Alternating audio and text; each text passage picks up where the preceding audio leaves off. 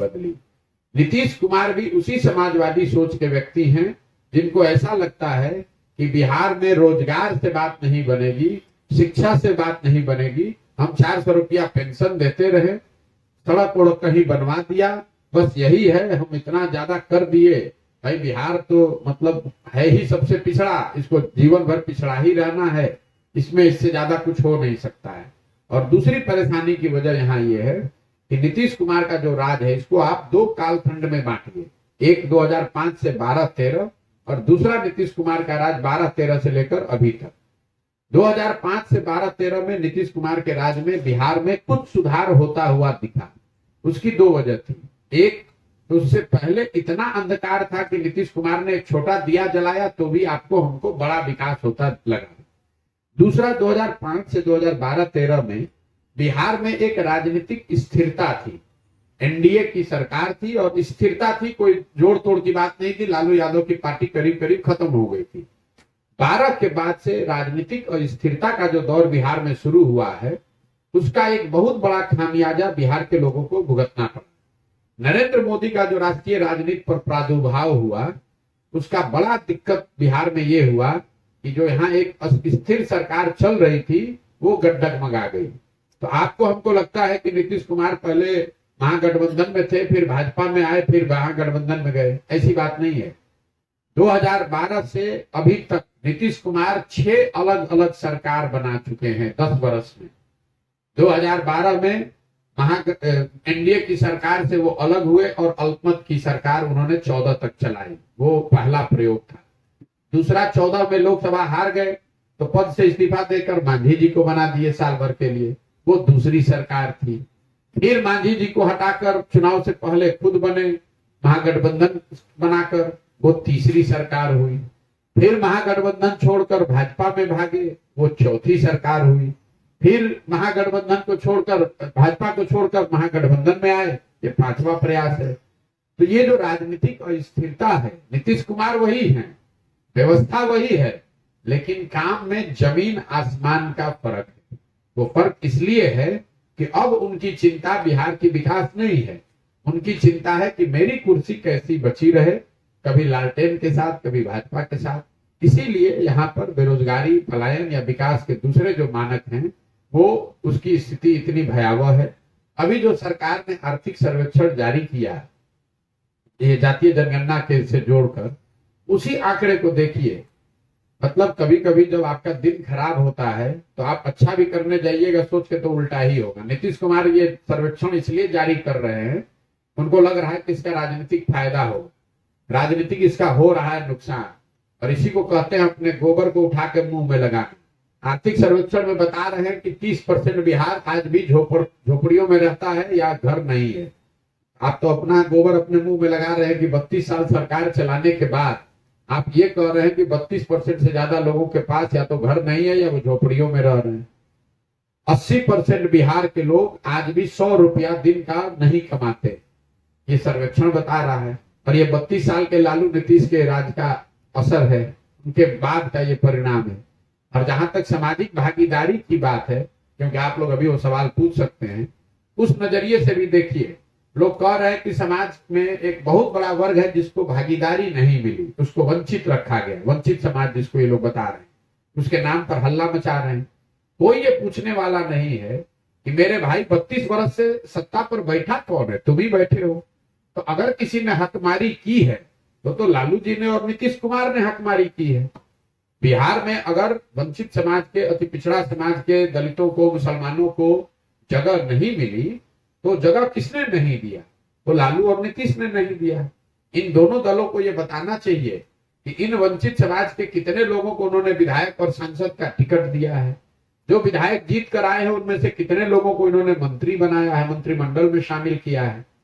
बिहार सरकार का बजट है 2,46,000 करोड़ पिछले साल का, और उसमें 60% जो राशि है, 60% राशि वाले विभाग सीधे तौर पर या तो नीतीश कुमार चला रहे हैं या तेजस्वी यादव चला रहे हैं। तो भाई उनसे तो हम आपके माध्यम से मांग करेंगे कि जो आपने अभी जातीय सर्वे कराया, इसमें जिन वर्गों को रिप्रेजेंटेशन, भागीदारी नहीं मिली है, उनको तुरंत आपको भागीदारी देनी चाहिए। किसी मुस्लिम समाज के आदमी को गृह मंत्री बनाया जाना चाहिए, किसी अति पिछड़ा समाज के व्यक्ति को पथ निर्माण मंत्री, शिक्षा मंत्री, स्वास्थ्य मंत्री बनाना चाहिए। तो अगर ये हकमारी हो रही है तो ये हकमारी करने वाले दो ही लोग हैं, लालू और नीतीश, तीसरा कोई हक नहीं मार रहा है। तो ये लोग चोर मचाए शोर वाली बात है। खुद ही 35 वर्ष से सबका लूट कर बैठे हैं, सबका हक मार कर बैठे हैं और हल्ला भी मचा रहे हैं कि भैया इन समाजों का हक मार लिया गया। भाई आपको कौन रोक रहा है? काहे तेजस्वी यादव 4 विभागों के मंत्री रहेंगे? अल्पसंख्यक विभाग का आदमी जो मंत्री है वो अल्पसंख्यक कल्याण का है और पथ निर्माण बनाइएगा। जल संसाधन नीतीश कुमार चलाएंगे, होम विभाग के मंत्री नीतीश कुमार रहेंगे, स्वास्थ्य मंत्री आरजेडी का रहेगा, कृषि मंत्री आरजेडी का रहेगा। और कौन रहेगा? जो उनके समाज के लोग हैं। वो कोई अति पिछड़ा समाज का, दलित समाज का, मुस्लिम समाज का क्यों नहीं उसको हक दे रहा? बिल्कुल हक देना चाहिए। बच्चों से आप कह रहे थे कि जाति पाति में विश्वास मत कीजिए, अपना काम कीजिए, पढ़ाई लिखाई कीजिए, लेकिन जाति पाति में विश्वास लोग कैसे न करें? अब आरक्षण लागू हो गया, उसके मन में भेद है कि मैं अति पिछड़ा हूँ, ये जनरल नहीं नहीं नहीं नहीं, ये आपका भ्रम है। ये आरक्षण क्या है? ये आपका भ्रम है। आरक्षण संवैधानिक एक व्यवस्था है कि जिन समाज के लोगों के साथ लंबे समय तक सामाजिक और आर्थिक तौर पर जो समाज पीछे छूट गए उनका हाथ पकड़कर आगे बढ़ाया जाए। मान लीजिए कि आपके परिवार में कोई आदमी शारीरिक तौर पे दुर्बल है और आप थोड़े मजबूत हैं, तो आपकी जिम्मेवारी है कि अगर घर से आप निकल रहे हैं, अगर घर में परेशानी है, घर से बाहर जाना है, तो जो दुर्बल है उसको अपने कंधे पर बैठाकर, गोद में बैठाकर हम लोग ले जाते हैं, उसमें कोई दिक्कत नहीं। लेकिन अगर वो दुर्बल व्यक्ति को खाना ही ना मिले, अगर वो आदमी के शरीर पर कपड़ा ही ना हो, तो उसको आप गोद में भी हाथ पकड़ के भी कैसे बढ़ाइएगा? जरूरत आरक्षण जितनी है, कम है, ज्यादा है, वो अलग बात है, वो वैधानिक विषय है, सुप्रीम कोर्ट को उस पर निर्णय देने दीजिए। जरूरत इस बात की है कि आरक्षण चाहे 50 हो या 75, क्या इन समाज के बच्चे पढ़ रहे हैं? अगर उस अति पिछड़ा समाज का, दलित समाज का बच्चा 5वां क्लास ही नहीं पढ़ रहा है तो आरक्षण का लाभ उसको मिलेगा कैसे? आरक्षण का लाभ लेने के लिए भी पढ़ाई तो होनी चाहिए।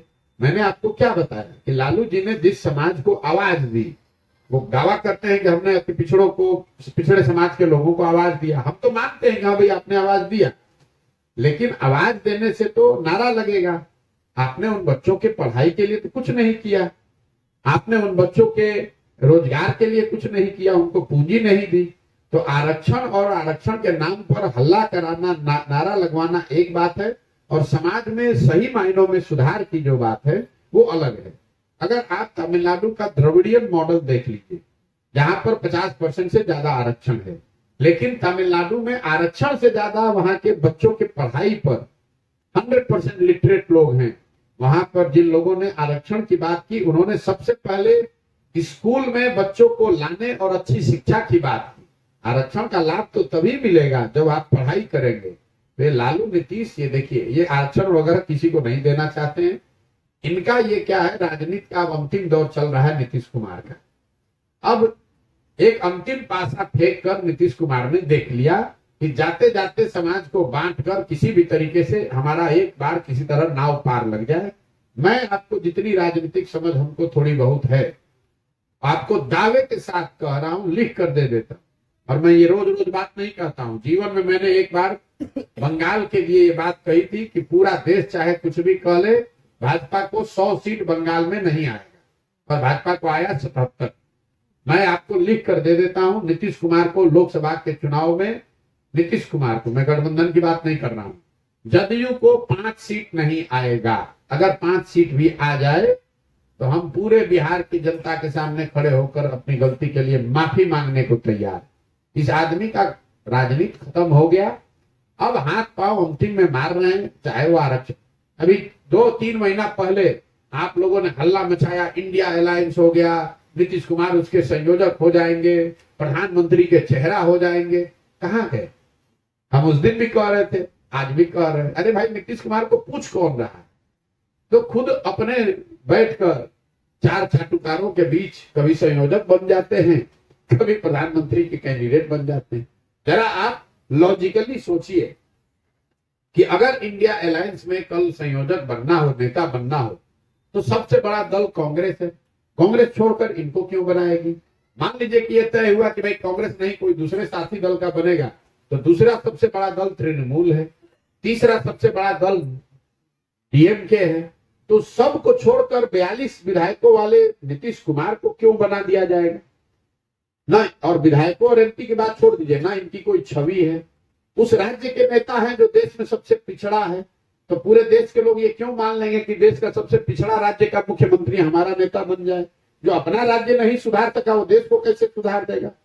ये तो बिहार में कुछ चाटुकार नेता जिनको कुछ समझ है नहीं, और कुछ पत्रकार जबरदस्ती का हल्ला मचा रहे हैं, नीतीश कुमार देश के नेता हो गए। अरे नीतीश कुमार को पूछ कौन रहा? मुख्यमंत्री की कुर्सी बची रहे, उसके लिए तो जीवन में सब कॉम्प्रोमाइज उस आदमी ने कर लिया।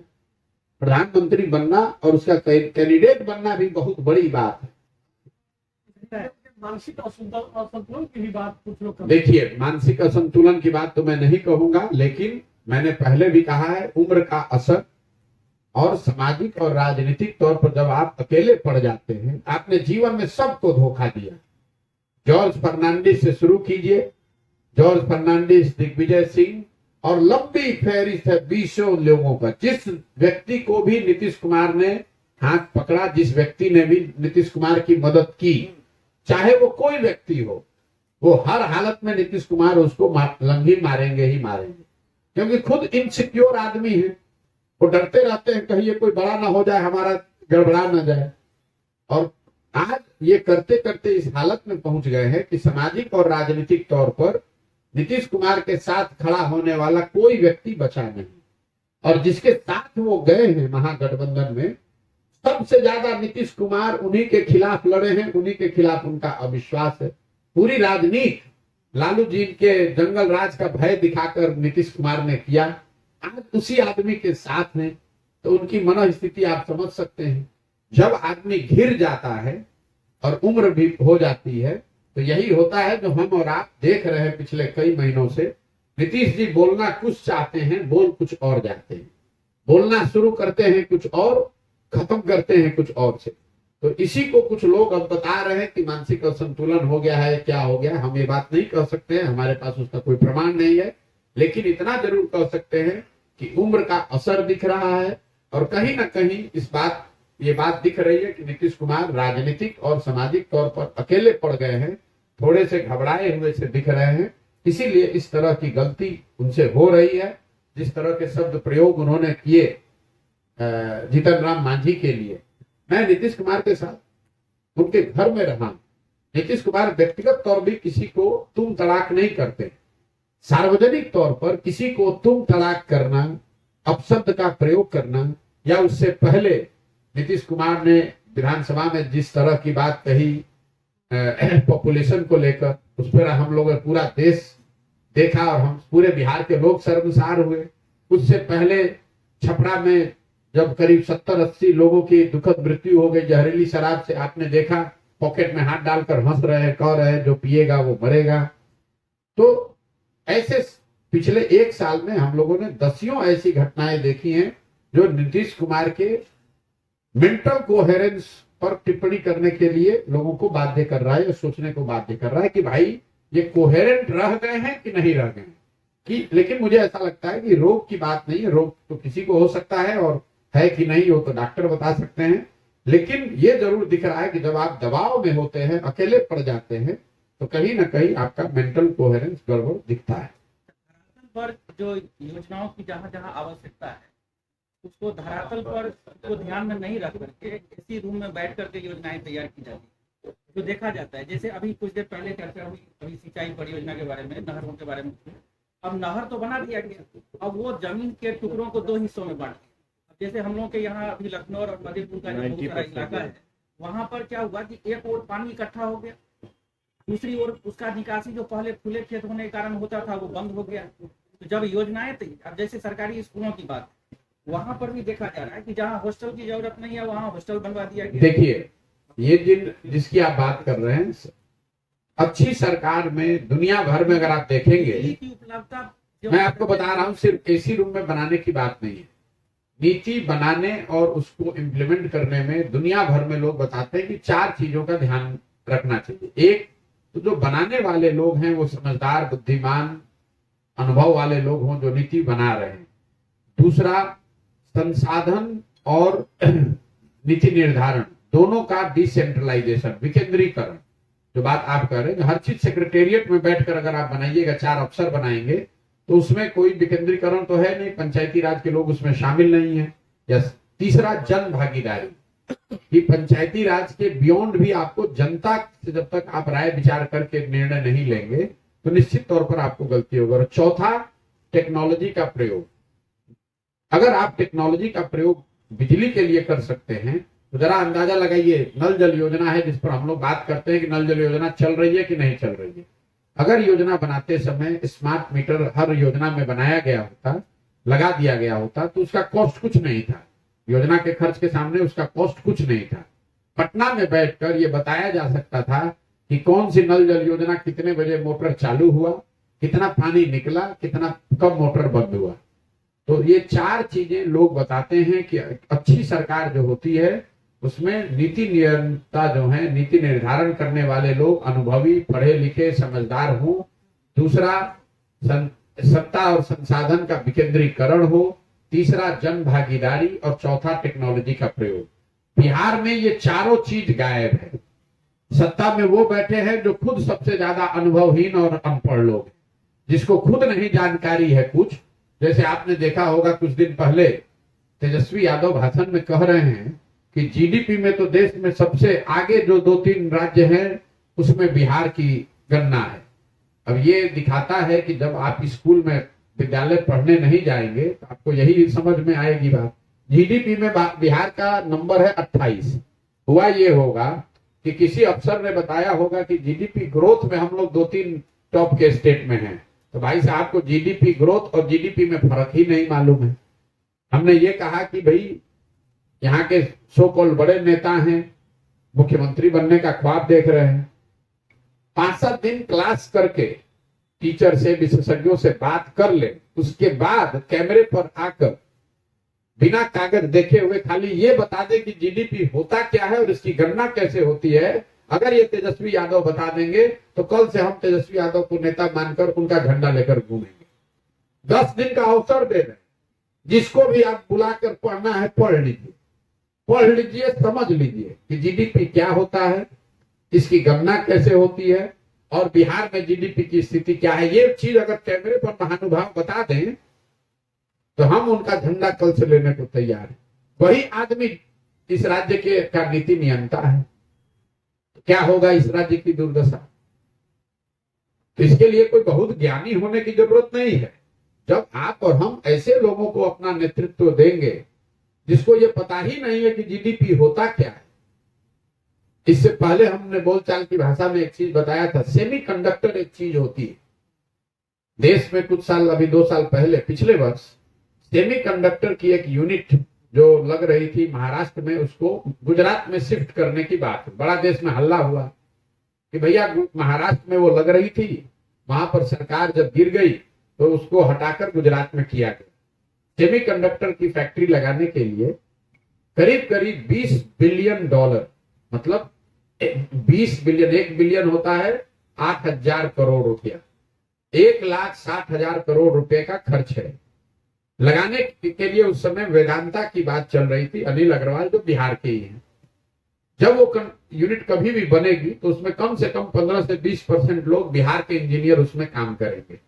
कभी आपने बिहार में सुना कि भाई हम लोग यहाँ लग नहीं सकता, इतना आसान नहीं है, देश में नहीं है तो बिहार में कैसे लगेगा।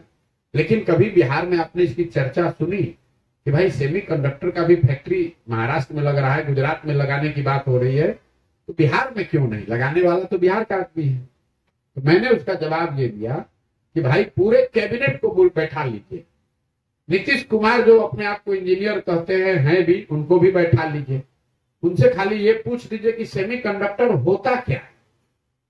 जब यहाँ के नेताओं को यही नहीं पता है कि सेमीकंडक्टर होता क्या है, तो उसकी फैक्ट्री कैसे लगेगी और फैक्ट्री लगाने के लिए क्या प्रयास करना पड़ेगा, कैसी नीति बनानी पड़ेगी, ये कैसे आप आशा रखते हैं। तो बिहार में तो भाई जो शर्ट के ऊपर गंजी पहन ले वही नेता है। नेता वो है जिसको भाषा का, विषय का ज्ञान ना हो। जो जितना बड़ा लखेरा है, जितना बड़ा बेवकूफ है, वही इतना बड़ा नेता है। उसी को आप और हम नेता बताते हैं। और फिर हम और आप कहते हैं कि बिहार में तरक्की नहीं हो रही है, पढ़ाई नहीं हो रही। अगर कोई अच्छा आदमी खड़ा हो जाए तो आप और हम ही कहते हैं कि अरे बिहार में ही नहीं चलेंगे, कि बिहार में ऐसा आदमी थोड़े चलेगा। उसका हम लोग घर में बैठ के मजाक उड़ाते हैं। आप अब उसका मजाक उड़ा रहे हैं, आप अपनी किस्मत पर हंस रहे हैं, अपनी किस्मत का मजाक उड़ा रहे हैं। वो अच्छा आदमी, जब एक अच्छा आदमी हारता है तो 100 अच्छे लोगों की हिम्मत टूटती है, वो राजनीति में नहीं आता। और यही दुर्दशा है कि इस कुचक्र में बिहार पड़ा हुआ है। चोरी कहां नहीं है? किस राज्य में नेता झूठ नहीं बोल रहा है? किस राज्य में नेता चोरी नहीं कर रहा है? लेकिन जितनी कुव्यवस्था, जितनी इस कुचक्र में बिहार के लोग पड़े हैं, इसके पीछे कहीं ना कहीं समाज की ये मानसिकता है, जहां आप अच्छे लोगों को देखकर हंसते हैं और जो जितने लखेरा बदमाश है उसको आप अपना नेता बनाते हैं। तो भैया बबूल बोइएगा, आम खाने को तो मिलेगा नहीं। यही बिहार की नियति है। जब तक समाज नहीं सुधरेगा, आप और हम इस बात का संज्ञान नहीं लेंगे, तब तक बिहार को कोई नहीं सुधार सकता है। और इसी दशा में हम लोग जी रहे हैं, हम लोग के बच्चों को भी ऐसे ही जीना पड़ेगा। बहुत बहुत धन्यवाद।